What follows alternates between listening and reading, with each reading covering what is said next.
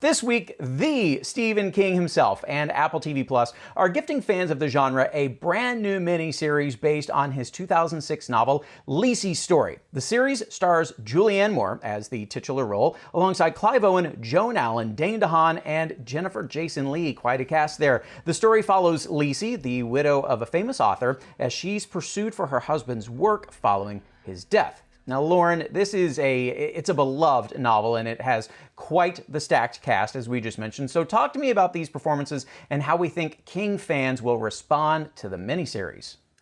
Well, I have to say there's not a clunker in the bunch. They're all incredible in very different ways. Dane DeHaan is the sort of crazed fan, if you will, the series' main villain, I would say, and he's terrifying.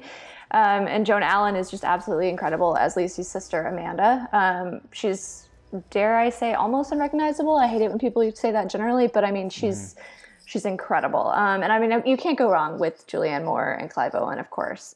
You know, it's funny when you describe Dane DeHaan as being very creepy. It reminds me of something that, Darren, I think you once said to me. You were like, oh, is Dane DeHaan being very Dane DeHaan? Like, there's that thing he does very well.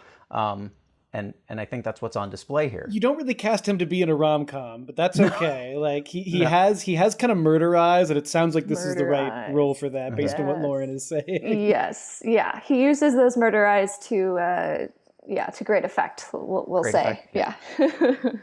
As I mentioned, this adaptation is of a novel, and he originally wrote this. Stephen King wrote it after he was hospitalized with pneumonia around 2000, and when he returned home, all of his work had been boxed up. And so this kind of led him to imagine this world that, you know, perhaps at one point, they didn't think he was going to be so fortunate to return to. So how faithful is the original story in the grand scheme of things here?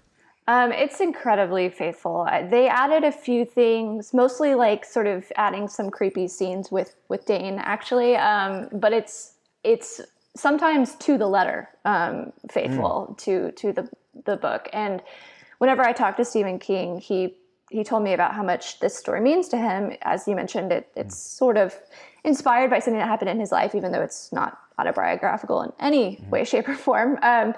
But he talked to me about how it's his favorite of his stories. He loves it, and so whenever it came time to adapt it, he really wanted to write it. He wanted nobody else to do that. And so therefore it's incredibly, incredibly faithful, I would say. And he's, of course, notoriously very detailed. So do you think the miniseries format benefits this, or could it have been just as good as a movie?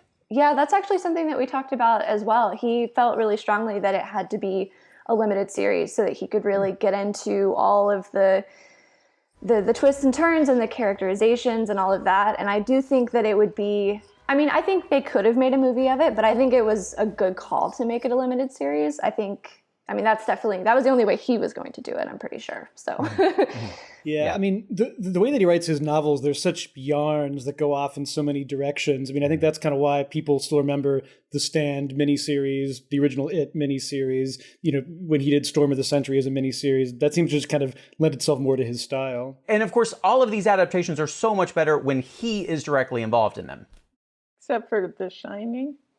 Well, okay, maybe there's that. There's always an exception to the rule, right? I know that he didn't enjoy The Shining movie, and he wanted it to, you know, he liked it better as the ABC miniseries, which, you know, what was that? Steven Weber, right?